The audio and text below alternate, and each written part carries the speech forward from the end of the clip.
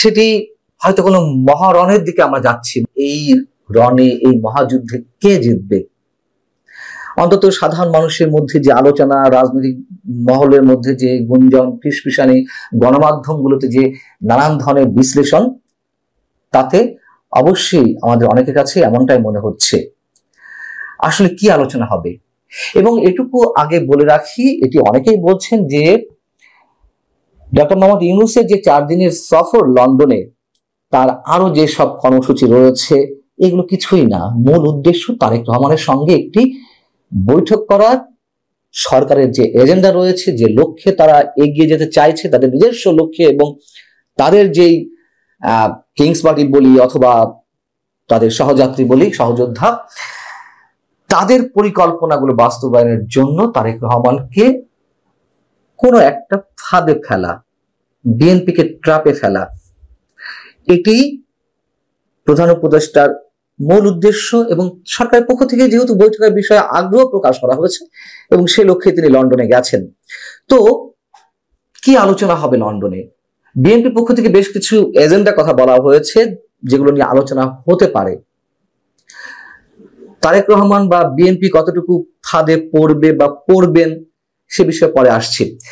বিএনপির স্থায়ী কমিটির সদস্য, এই মুহূর্তে যিনি অনেক গুরুত্বপূর্ণ একজন নেতা, সালাউদ্দিন আহমেদ, তিনি বৃহস্পতিবার একটি বেসরকারি টেলিভিশন চ্যানেলকে দেওয়া সাক্ষাৎকারে যে কথাগুলো বলেছেন, তার কথাগুলোর মধ্যে আমরা বিএনপির অবস্থান সম্পর্কে খানিকটা উপলব্ধি করতে পারি। সালাউদ্দিন আহমেদ বলছেন যে একান্ত আলাপ করে একটা গ্রহণযোগ্য অবস্থানে পৌঁছাতে পারেন, তাহলে একটি সন্তোষজনক সমাধানে পৌঁছানো সম্ভব। ওকে, গুড, আলোচনা বিকল্প তো নেই।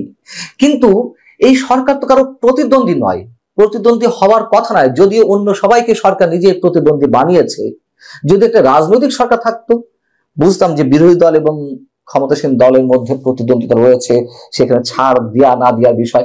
এই সরকারের মূল লক্ষ্য তো একটি নির্বাচন দেওয়া। সেখান থেকে এখন বিএনপি আলোচনার বিষয় বলছে, বা সালাউদ্দিন আহমেদ যেটি বলেছেন তা হচ্ছে বৈঠকে নির্বাচনের সময়সীমা পুনর্বিবেচনার বিষয়টি প্রাধান্য পাবে। এটা খুব ওপেন সিক্রেট, এটা তো আমরা জানি যে এপ্রিলের নির্বাচন ঘোষণা করা হয়েছে সরকারের পক্ষ থেকে, বা একটা টাইম ফ্রেম উল্লেখ করা হয়েছে, সেখানে বিএনপি ডিসেম্বর মধ্যে নির্বাচন চায়, এটা নিয়ে দেন দরবার হবে। কিন্তু পরক্ষণেই সালাউদ্দিন আহমেদ যে কথাটি বলছেন তা হচ্ছে এরকম যে নির্বাচন ডিসেম্বরের আগেও হতে পারে, আবার ডিসেম্বরের পরে একটি যৌক্তিক সময় নির্ধারণ করা যেতে পারে। সবই নির্ভর করছে আলোচনার ফলাফলের উপরে। এই কথা বিএনপি এর আগেও বলেছে, আমরা এ নিয়ে আলোচনাও করেছি যে ফেব্রুয়ারির প্রস্তাব তারেক রহমান দিতে পারেন। আচ্ছা, কেন বিএনপি ফেব্রুয়ারির দিকে দিতে চাচ্ছে, বা খুব বেশি হলে সেই পর্যন্ত দিতে চায়?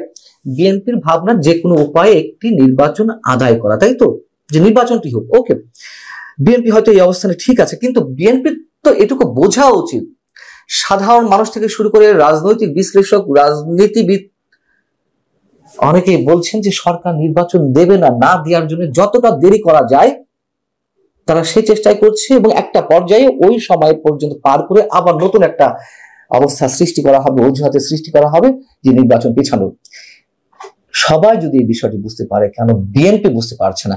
আচ্ছা, ধরুন যে বিএনপি যে ফেব্রুয়ারি প্রস্তাব দিবে, যদি দেয়, তাহলে প্রধান উপদেষ্টা সেক্ষেত্রে যদি বিষয়টি মেনে নেন, তারপরেও কি আমরা আমাদের মধ্যে অনেক কিন্তুর জন্ম দিব না, অনেক কিন্তুর সৃষ্টি হবে না? তার কারণ যে সংস্কারে মোলা ঝুলিয়ে রাখা হয়েছে, যে সংস্কার সংস্কার সংস্কার করে তারপর নির্বাচন, প্রধান উপদেষ্টা ডক্টর মোহাম্মদ ইউনূস এটি তো বরাবরই বলে আসছিলেন যে সংস্কারের বিষয়ে রাজনৈতিক দলগুলো যতটুকু ঐকমত্যে পৌঁছাবে ততটুকু সংস্কার করে নির্বাচন। তাহলে এখন সংস্কার বিষয়টি তো আলাদা হয়ে যাচ্ছে, এবং এ পর্যন্ত যে কটি বিষয়ে ঐকমত্য সৃষ্টি হয়েছে, বিএনপি পক্ষ থেকেই বলা হয়েছে বা অন্যান্য রাজনীতিবিদরাও বলছেন যে এগুলো 1 মাস 2 মাসের ব্যাপার সংস্কার করা। তাহলে কেন ফেব্রুয়ারি পর্যন্ত যেতে হবে? যদি সরকার মেনে নেয়ও ফেব্রুয়ারি, আমাদেরকে অবশ্যই ধরে নেওয়ার যথেষ্ট অবকাশ রয়েছে যে এটিও একটি খেলা হবে। এটি সরকার হয়তো যদি মেনে নেয়, আমি আগেও বলেছি, সেটি ধরে নিতে হবে যে ডিসেম্বরের মধ্যে নির্বাচন না হওয়া মানে সরকার নির্বাচন দিতে চাইছে না, এটাই নিশ্চিত। এই বিষয়ে আর কোনো দোদুল্যমনতা কোনো কিছু থাকবে না। সালাউদ্দিন আহমেদ আরো যে কথাটি বলেছেন তা হচ্ছে, নির্বাচনকালীন সরকারের নিরপেক্ষতা নিয়েও জোর আলোচনা হবে। নিরপেক্ষতা নিশ্চিত করাটা অত্যন্ত গুরুত্বপূর্ণ। খুব স্বাভাবিক, অনেক আগে থেকে অনেকেই বলে আসছে আমরা যে এই সরকার নিরপেক্ষতা হারিয়েছে, এই সরকারের অধীনে কিভাবে নির্বাচন হবে, সেটি কিভাবে নিশ্চিত করবে যে সরকার নিরপেক্ষ।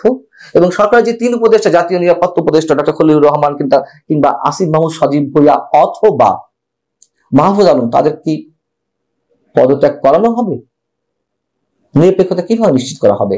আরো বড় কথা, অনেকে বলছেন লন্ডনের চ্যাথাম হাউসে যেই বক্তব্য আমরা শুনলাম, ডক্টর মোহাম্মদ ইউনূসের বিভিন্ন প্রশ্নের উত্তর শুনলাম, তার মধ্যে কিন্তু একটি হাইপ এরই মধ্যে তোলা হয়েছে। সাংবাদিকদের মধ্যে কেউ কেউ, সরকারের অনুগত হিসেবে পরিচিত কেউ কেউ বলেছেন যে কেন রেফারেন্ডাম দেওয়া হচ্ছে না সংস্কার ইস্যুতে। অনেকেই এটি আলোচনা করছেন যে যেহেতু 5 বছর ডক্টর মোহাম্মদ ইউনূস ক্ষমতায় থাকে, এরকম একটি হাইপ তোলা হয়েছে, এরকম একটি রব তোলা হয়েছে, ঠিক সেই জায়গা থেকে এখন রেফারেন্ডামের কথা তোলা হচ্ছে।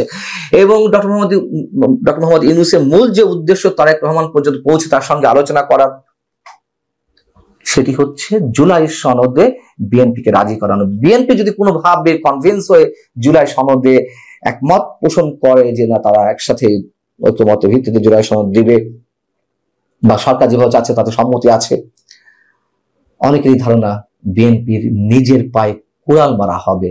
জুলাই সনদ যদি একবার ঘোষণা হয়, তার পরিপ্রেক্ষিতে রেফারেন্ডামের প্রশ্ন আসতে পারে, যেখানে একটি কথিত গণভোটের আয়োজন করে ডক্টর মোহাম্মদ ইউনূসকে 5 বছর ক্ষমতায় থাকানোর একটা অপচেষ্টার চেষ্টা করা। সেই বিষয়টি নিশ্চয়ই তারেক রহমান মাথায় রাখবেন। এবং আমরা তো দেখেছি যে বারবার কেন বলছি যে বিএনপিকে ট্র্যাপে ফেলা হচ্ছে কিনা বা বিএনপি ট্র্যাপে পড়তে যাচ্ছে কিনা, তার কারণ এটি তো স্পষ্ট যে গত ডিসেম্বর পর্যন্ত বিএনপি মোটামুটি বড় বড় ইস্যুগুলিতে যা চেয়েছে সরকার মেনে নিতে বাধ্য হয়েছে। রাষ্ট্রপতির অপসারণটা ঠেকানো গেছে, প্রোক্লেমেশন, জুলাই প্রোক্লেমেশন ঠেকানো গেছে, এবং সেটি তো এই জুলাই করার কথা, জুলাই সনদ বা জুলাই ঘোষণা। ডিসেম্বরের পর থেকে বিএনপি আর কোনো কিছুতে ডক্টর মোহাম্মদ ইউনূস পাত্তা দেননি, তিনি বুড়ো আঙুল দেখিয়ে আসছেন। এতে তো বিএনপির কাছে পরিষ্কার। অতএব 13ই জুন যে বৈঠক অনুষ্ঠিত হতে যাচ্ছে, সেখানে তারেক রহমানের দূরদর্শিতার উপরেই অনেক কিছু নির্ভর করছে। পুরো জাতি তাকিয়ে আছে এই আলোচনার দিকে। আমাদের এখন দেখা দরকার বিএনপি আসলেই সত্যি সত্যি ট্র্যাপে পড়তে যাচ্ছে, নাকি জনগণের দাবিটি ডক্টর মোহাম্মদ ইউনূসকে মানতে বাধ্য করাতে তিনি সফল হবেন। ভালো থাকুন সবাই, আল্লাহ হাফিজ।